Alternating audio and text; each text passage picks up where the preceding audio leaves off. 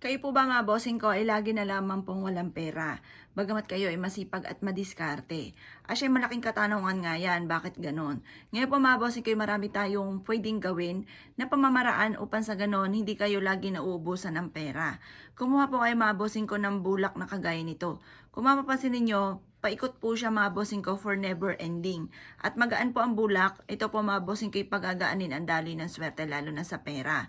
At ito po ay kulay puti, kayo po ay tutulungan nito para kung ano man yung madilim na mundo po ninyo ay tutulungan kayo na magkaroon ng solusyon para hindi na laging kayo namumblema sa mga problema nyo pinagdadaanan lalo na sa pera.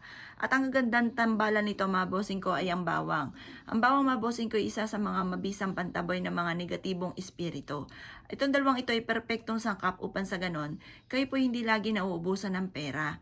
Kung kayo po ay masipag at matyaga at lagi ka walang pera, ay naku, huwag niyo po yung pagtisan. Mainam po mga bossing ko, subukan niyo po ito. Gawin niyo lang po ito sa umaga mga boss, na mga badang alas 7 ng umaga. Harap ka sa may silangan mga bossing ko, dala ito mga bossing ko, at ganoon din ang inyo pong pitaka at ganoon din po ang inyo pong bag.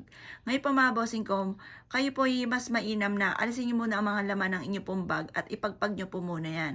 At kung kayo po ay may oras pa, kumuha ka ng tubig, lagyan niyo ito ng kapranggot na asin at ganoon din ng suka. Kumuha po kayo suka mga bossing, kumuha po kayo ng bulak at punasan ng bag po ninyo at ang pitaka. Painitan niyo po ito sa liwanag ng sinag ng araw. At pagkatapos mga bossing ko, pag ito yung pinapainitan niyo na, sabayan niyo na ng pag-wish sa bulak natin at bawang. Sabihin niyo po, sa pamamagitan ng aking sipag at tiyaga at pananalig sa mahal na Panginoon, ay makakamtan ko ang lahat na aking mga pinapangarap. Siksik naglig at umapaw at maraming blessing ang darating sa akin at kailanman na hindi na ako mamumblema tungkol sa usapin ng pera. Gawin niyo po ito na may paniniwala mga bossing ko. Kasi once na kayo po yung may alinlangan at hindi ka naniniwala at kayo mismo ay kumukontra sa inyo po mga ginagawa, ay mainam na wag niyo muna itong gawin. Mas mainam may 100% kang paniniwala para mabilis matupad ko naman ang inyo pong hinihiling. Tapos kapag gumawa ka ng mga pampaswerte or nag-avail ka ng mga pampaswerte, dapat pa mga bossing ko ay lalo nyo sisipagan. Lalo ka mag-iisip ng mga pamamaraan kung paano ka magiging matagumpay. Ang ating mga pampaswerte ay isang kap lamang para tayo maging matagumpay. Ano numero 1 po niyan, sipag at tiyaga, pananalig sa itaas mga bossing ko, at para wala ka ng pagsisisihan, saka natin sasabayan ng pampaswerte.